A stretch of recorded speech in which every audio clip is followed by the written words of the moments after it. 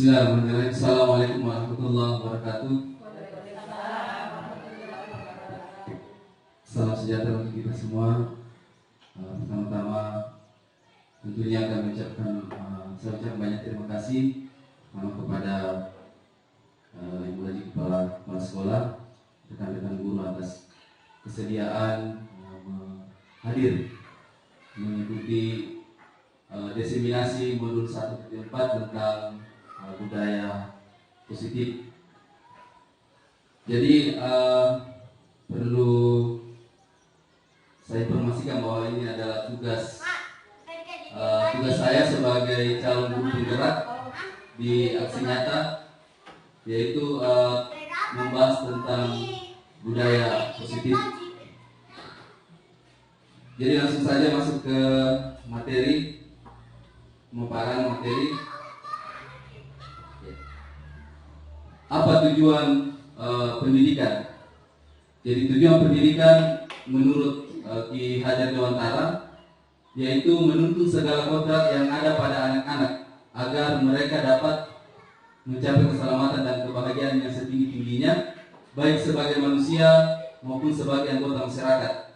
Oleh sebab itu, pendidik itu hanya dapat menuntun tumbuh atau hidupnya kekuatan kodrat yang ada pada anak-anak agar dapat memperbaiki lakunya, bukan dasarnya. Hidup dan tumbuhnya kekuatan kodrat anak tersebut. Jadi yang menjadi benang merah daripada tujuan pendidikan menurut Ki Hajar Dewantara di sini adalah kata menuntun. Jadi sebenarnya kita sebagai guru hanya bisa menuntun, menuntun murid kita untuk memperbaiki lakunya. Jadi sebenarnya anak sudah mempunyai bakat tersendiri, ada potensinya tersendiri. Jadi kita tinggal menuntun mereka untuk mencapai bakat atau minat yang mereka inginkan, seperti itu. Tentunya ibu-ibu sekalian, untuk mencapai tujuan daripada pendidikan ini harus ada yang namanya budaya positif yang harus kita ciptakan di lingkungan sekolah kita ini. Budaya positif. Apa itu budaya positif? Jadi budaya positif di sekolah yaitu nilai-nilai dan kebiasaan-kebiasaan di sekolah yang berpihak pada peserta didik agar mereka dapat berkembang menjadi pribadi yang kritis, penghormat, dan bertanggung jawab. Budaya positif. Kira-kira kalau mendengar kata budaya positif, yang ada di pikiran ibu sekalian, kira-kira apa itu budaya positif? Ya, AB, budaya,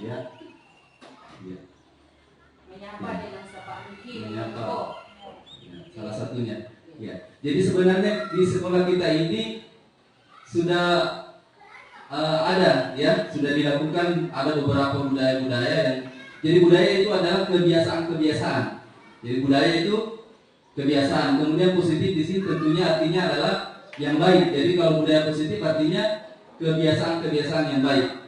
Jadi di sekolah kita ini sudah ada beberapa yang kita sudah lakukan. Contohnya KB.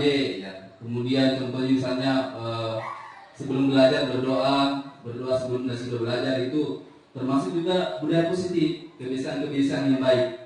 Kemudian membersihkan halaman itu juga termasuk dalam budaya positif. Jadi sebenarnya kita sudah melaksanakan ini, sudah ada di sekolah kita yang dilakukan, dan tentunya itu akan kita lakukan secara berkelanjutan, seperti itu. Ada 7 konsep utama budaya positif yang diharapkan ada di lingkungan sekolah kita. Yang pertama adalah perubahan paradigma belajar. Kemudian yang kedua, disiplin positif. Yang ketiga, kebutuhan dasar manusia, motivasi perilaku manusia, restitusi, posisi kontrol guru, keyakinan kelas, dan segitiga restitusi.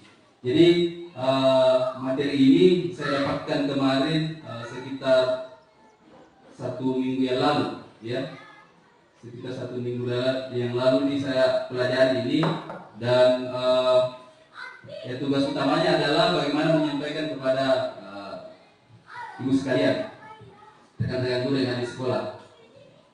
Ya, jadi ini konsep utama dari budaya positif. Yang pertama adalah perubahan paradigma. Jadi untuk membangun budaya positif yang ada di lingkungan sekolah kita ini, sekolah perlu menyediakan lingkungan yang positif, yang aman dan nyaman agar murid-murid mampu berpikir, bertindak, dan mencipta dengan merdeka, mandiri, dan bertanggung jawab. Jadi untuk membangun budaya positif tentunya harus kita menyediakan lingkungan yang positif dulu, yang aman bagi peserta didik kita, agar peserta didik kita bisa berpikir, bertindak, mengeluarkan segala potensi yang mereka miliki. Kemudian yang kedua adalah lazimnya disiplin dikaitkan dengan kontrol. Dalam hal ini kontrol guru dalam menghadapi murid. Nah, selanjutnya di sini ada satu kegiatan, namanya kegiatan coba buka. Ya, jadi di kegiatan ini sebenarnya dilakukan secara berpasangan. Jadi misalnya ada A dan B. Jadi yang A di sini tugasnya adalah mengepalkan salah satu tangannya.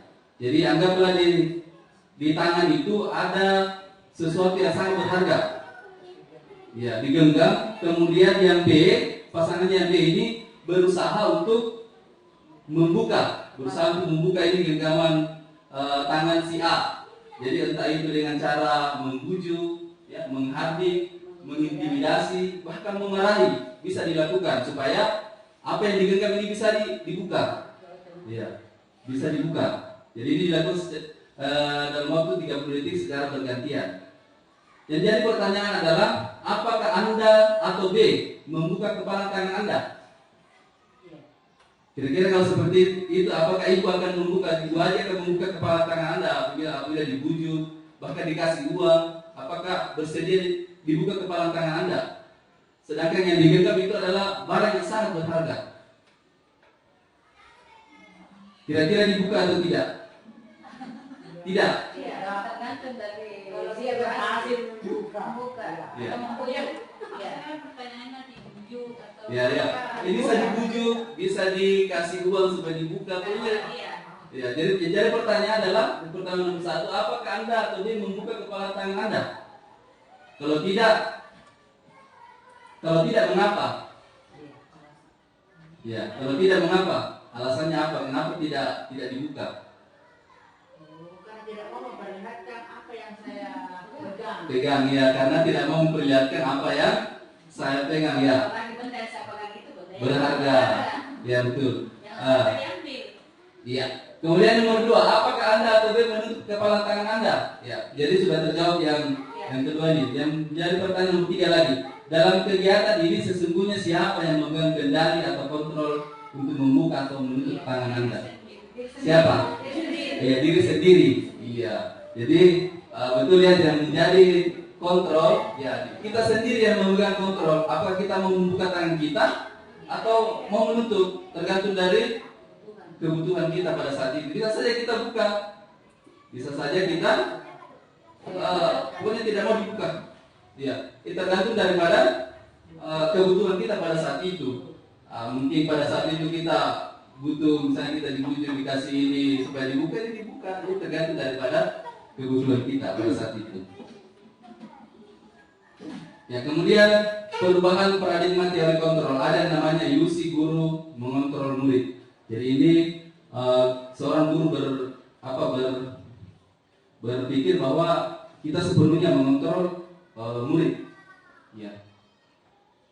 Namun sebetulnya tidak seperti itu. Jadi memang murid itu mengikuti apa yang kita perintahkan, tetapi itu karena mereka misalnya takut dihukum dan lain sebagainya. Ya, tapi ini ilusi guru mengontrol murid itu biasanya yang selama ini masih sering kita lakukan. Kita beranggapan seperti itu, bahwa kita yang memegang penuh bisa mengontrol peserta didik. Gitu. Kemudian yang kedua adalah ilusi bahwa kritik dan membuat orang merasa bersalah dapat menguatkan karakter. Jadi kita beranggapan bahwa kalau kita kritik misalnya peserta didik atau murid, itu dapat menguatkan karakter mereka, ya. Padahal tidak seperti itu. Ya, bisa saja kalau kita beranggapan seperti ini, bisa saja murid merasa bersalah. Ya, jadi bukan menguatkan karakter, tapi malah membuat murid menjadi tidak percaya diri. Ya. Kemudian ilusi bahwa semua perbuatan positif efektif dan bermanfaat. Jadi kita beranggapan bahwa semua pujian atau apa itu kita beranggapan bahwa itu adalah efektif dan bermanfaat. Bermanfaat tidak semuanya. Misalnya pujian. Ya mungkin kalau kita selalu memuji peserta didik kita, mungkin mereka melakukan sesuatu karena hanya ingin dipuji, tapi bukan karena ingin, misalnya ingin pintar dan lain sebagainya, tapi ada sesuatu yang dia inginkan. Ya, kemudian yang kedua adalah, yang terakhir adalah ilusi bahwa orang dewasa memiliki hak untuk memaksa. Jadi kita beranggapan bahwa kita ini orang dewasa punya hak untuk memaksa peserta didik kita atau murid kita. Jadi ini anggapan atau perubahan paradigma dari kontrol yang terjadi. Kemudian selanjutnya adalah ini. Ini adalah perubahan paradigmanya. Kalau stimulus respon itu kita mencoba mengubah orang agar berpandangan sama dengan kita. Kalau teori kontrol tidak. Kita berusaha memahami pandangan orang lain tentang dunia. Kemudian kalau perilaku buruk dilihat sebagai suatu kesalahan. Kalau teori kontrol tidak. Semua perilaku memiliki tujuan. Bahkan perilaku baik, perilaku buruk pasti memiliki tujuan. Ya, kenapa melakukan seperti itu pasti ada tujuannya. Ya, dan seterusnya. Ya, kemudian masuk ke pembahasan kedua adalah makna disiplin. Ya. Kira-kira kalau mendengar kata disiplin, ibu sekalian, apa yang terpikir di pikiran kalau mendengar kata disiplin? Apa itu disiplin? Disiplin itu adalah mentaati aturan dan menjauhi larangan. Mentaati aturan dan menjauhi larangan. Ya. Ini. Jadi disiplin itu berasal dari bahasa Latin disiplina, yang artinya belajar. Makna asal dari kata ini berkonotasi dengan disiplin diri dari murid-murid Socrates dan Plato. Disiplin diri membuat orang menggali potensinya menuju sebuah tujuan yang dihargai. Namun dalam budaya kita, makna kata disiplin telah berubah menjadi sesuatu yang dilakukan seseorang pada orang lain untuk mendapatkan kepatuhan. Nah, ini biasanya terjadi. Jadi makna disiplin di sini biasanya kita mengharapkan seseorang itu agar patuh. Ya, seharusnya tidak seperti itu. Jadi menghubungkan kata disiplin dengan ketidaknyamanan. Jadi kalau ada kata disiplin itu anggapan kita ini tidak terlalu nyaman kalau ada kata disiplin. Ya, kayak ada kata tertekan begitu. Tidak terlalu nyaman lah kata disiplin ini. Ya, bukan dengan apa yang kita hargai atau pencapaian suatu tujuan mulia, begitu. Nah, ternyata disiplin itu adalah kemampuan memerintah diri sendiri dalam mengontrol dan menguasai diri untuk memilih tindakan yang mengacu pada nilai-nilai yang kita hargai dengan penuh tanggung jawab tanpa terperintah orang lain. Jadi memerintah diri sendiri. Jadi bukan kita melakukan sesuatu bukan karena ada paksaan, bukan karena ada takut dihukum atau takut dimarah dan lain sebagainya, tapi memang dari dalam. Ya, itulah makna atau nilai-nilai disiplin yang diharapkan. Jadi tanggung jawab.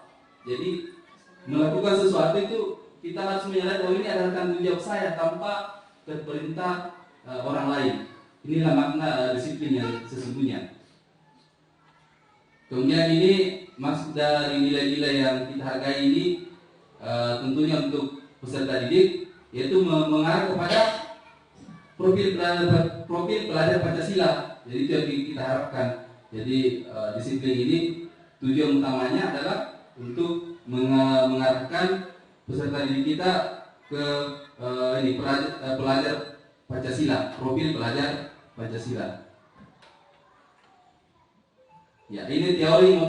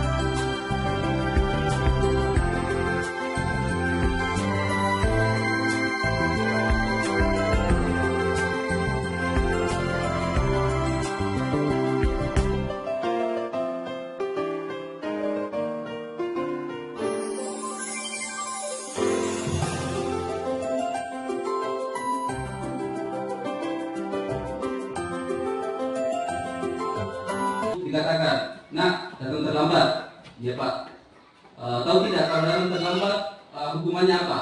Lari keliling lapangan, Pak, silakan lakukan. Jadi guru yang pemantai seperti itu. Jadi ikut aturan sekolah. Pokoknya kalau aturan sekolah terlambat ikut lapangan, lari lapangan berarti langsung disuruh seperti itu. Ya, ini yang pemantau. Hasilnya apa?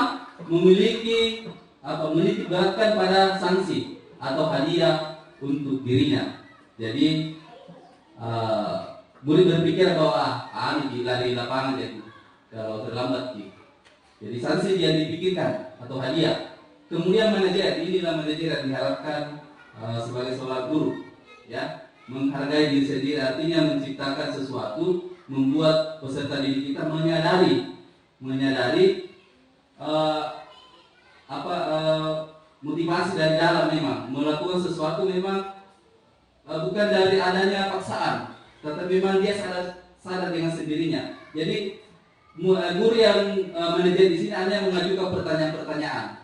Jadi mengajukan pertanyaan, menggali pertanyaan supaya si anak ini dengan sendirinya bisa menyelesaikan masalahnya. Seperti itu.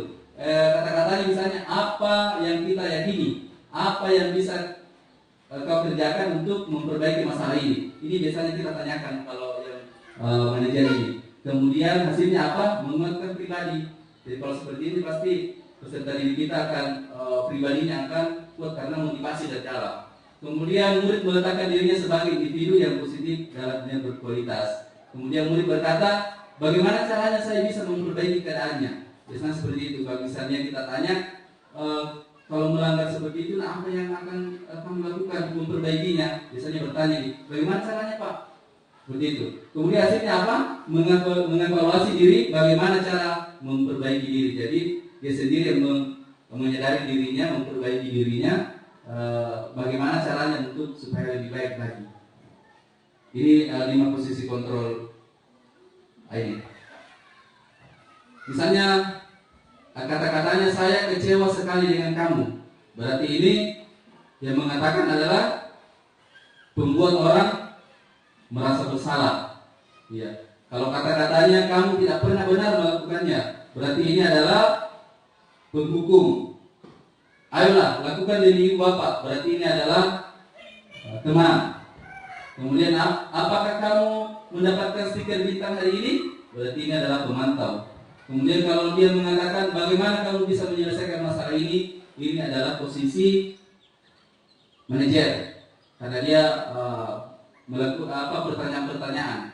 Kemudian kamu selalu yang paling terakhir, berarti ini adalah yang dikatakan penghukum.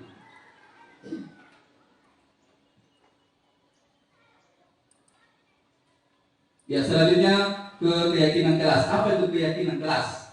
Jadi keyakinan kelas ini adalah nilai-nilai kebajikan atau prinsip-prinsip universal yang disepakati bersama secara universal.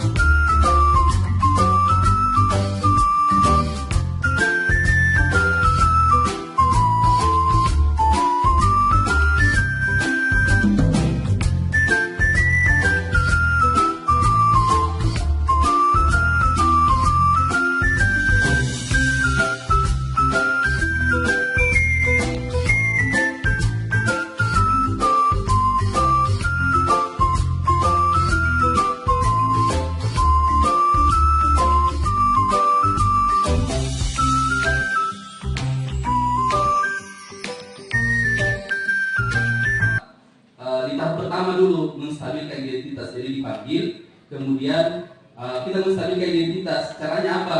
Kita tanya kenapa terlambat nak? Nah, kalau terlambat, saya terlambat Pak, karena tadi malam saya lambat tidur, main game, terlambat bangun, begitu. Nah, pertanyaan untuk menstabilkan identitas kita mengatakan seperti ini, nah berbuat salah itu tidak apa-apa, atau tidak ada manusia yang sempurna. Ini namanya menstabilkan identitas. Yang langsung biasanya kalau saya juga biasanya langsung momentum siapa suruh terlambat tidur main game.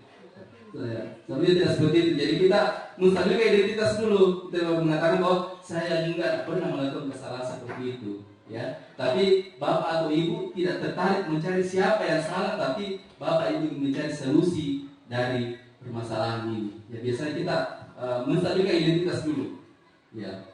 Kemudian yang kedua, tahap yang kedua setelah kita menstabilkan identitas, ya kita validasi tindakan yang salah. Ya, apa kata-kata yang bisa kita ucapkan untuk validasi tindakan yang salah, ya? Biasanya kita mengatakan, padahal kamu bisa melakukan lebih buruk dari ini. Kamu pasti punya alasan mengapa kamu melakukan hal itu. Kamu pasti punya alasan kenapa kamu misalnya terlambat, kenapa datang terlambat, kenapa tidur terlalu larut begitu, ya. Atau kamu bangga pada dirimu sendiri karena kamu telah melindungi sesuatu yang penting buatmu. Ini untuk validasi tindakan yang salah. Jadi kita validasi dulu, ya. Jadi kita tanyakan, kamu pasti punya alasan kenapa melakukan hal itu. Kemudian yang terakhir adalah kita menanyakan keyakinan. Jadi kita tanyakan apa yang kita percaya sebagai kelas atau keluarga, atau kira-kira kalau terlambat nilai-nilai apa yang kita sepakati, atau keyakinan kelas apa yang sudah sepakati yang tidak sesuai dengan yang terlambat tadi. Kita tanyakan seperti itu, atau kita mengatakan atau katakan apa bayangan kita tentang kelas yang ideal. Kan sebelumnya kita sudah membuat kesepakatan kelas terlebih dahulu. Jadi kita menanyakan, memancing siswa untuk bagaimana menyelesaikan masalahnya sendiri. Kalau siswa mengatakan bahwa iya Pak, nanti setelah ini saya akan tidur cepat, tidak main game lagi terlalu malam, ya. Kemudian kita menanyakan yang terakhir, kira-kira kapan mulainya akan dilakukan yang seperti ini. Ya pasti peserta tadi akan mengatakan besok Pak, atau sekarang Pak saya akan melakukan kebaikan itu. Jadi kita memberikan pertanyaan-pertanyaan untuk mereka menyadari sendiri dan apa yang akan mereka lakukan. Jadi bukan kita mengatakan bahwa harus seperti ini nak, harus begini, tapi kita bagaimana menanyakan kepada murid untuk dia menyadari sendiri apa yang akan dia lakukan. Jadi kita tidak menyuruh mereka, tapi kita sendiri kita berusaha untuk bagaimana dia menyadari bahwa ini yang harus saya lakukan. Ya bukan kita menyuruh, tapi dia sendiri yang menyadari bahwa ini yang akan saya lakukan.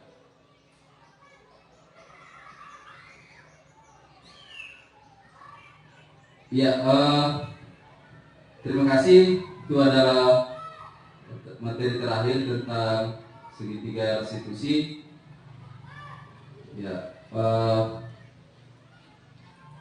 sebelum saya tutup, Sekali lagi saya ucapkan terima kasih kepada kepala sekolah, rekan-rekan guru atas kesediaannya untuk mendiseminasi ini. Mudah-mudahan apa yang saya sampaikan bermanfaat. Jadi di sini saya berdiri di sini kepala sekolah dan rekan-rekan guru bukan mengatakan saya mengetahui segalanya, tapi saya berdiri di sini dalam proses pembelajaran, belajar untuk menyampaikan. Jadi kalau misalnya ada kata-kata yang tidak sesuai atau ada pendapat yang tidak sesuai dengan apa yang saya sampaikan tadi, mohon dimaafkan, karena saya juga dalam proses pembelajaran menyampaikan sesuatu yang saya sudah dapatkan beberapa minggu yang lalu, dan ini merupakan tugas saya sebagai CGP Calon Guru Penggerak Angkatan 8 di Kabupaten Goa. Sekali lagi kepala sekolah, Bu Haji, terima kasih rekan-rekan guru atas kesediaannya mengikuti menghadiri undangan saya untuk diseminasi ini. Demikian pemaparan materi dari saya. Saya tutup dengan ucapan wabillahi taufiq wal hidayah. Assalamualaikum warahmatullahi wabarakatuh.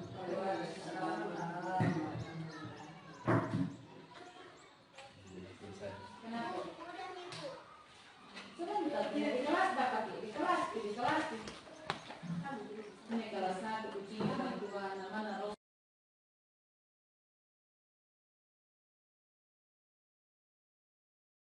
Baik, bismillahirrahmanirrahim. Assalamualaikum warahmatullahi wabarakatuh. Waalaikumsalam warahmatullahi wabarakatuh. Selamat pagi. Pagi, luar biasa. Apa kabar hari ini? Alhamdulillah, luar biasa. Tetap semangat, Allahu Akbar. Alhamdulillah. Jadi seperti itu ya. Oke, sebelum kita memulai aktivitas pada pagi hari ini, kita sedikit dulu untuk supaya kita lebih fokus. Bapak tahu yang mana yang sudah fokus ini, yang mana pikirannya masih di rumah atau pikirannya masih di luar. Silakan berdiri semua. Berdiri di meja sana. Mana telunjuknya? Tunjukkan telunjuknya. Iya. Nah, sekarang telunjuknya putar searah jarum jam. Putar searah jarum jam. Putar begini kayak jam. Lebih kencang lagi. Oke. Lebih kencang lagi. Mana hidung? Tunjuk hidung. Oke, sekarang kita akan membuat kesepakatan kelas atau keyakinan kelas. Ya, ada yang tahu keyakinan kelas itu apa? Angkat tangan. Coba taruh. Peraturan kelas. Ada yang lain? Misal, sedang peraturan kelas apa itu keyakinan kelas menurut misal? Iya.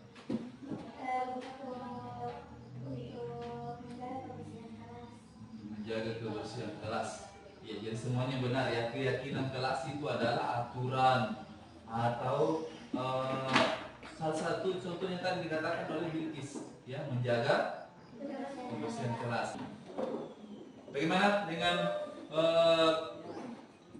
kesepakatan kelas atau keyakinan kelas? Sepakat? Ada yang ingin ditanyakan? Jelas ya?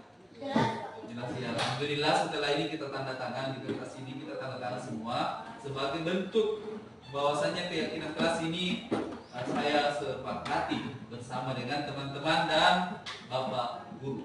Paham? Ya. Alhamdulillah, setelah ini kita tanda tangan bersama. Ya, baru setelah itu kita lanjut kegiatan selanjutnya. Ya, tanda tangan mulai dari sini, bawa pulpennya.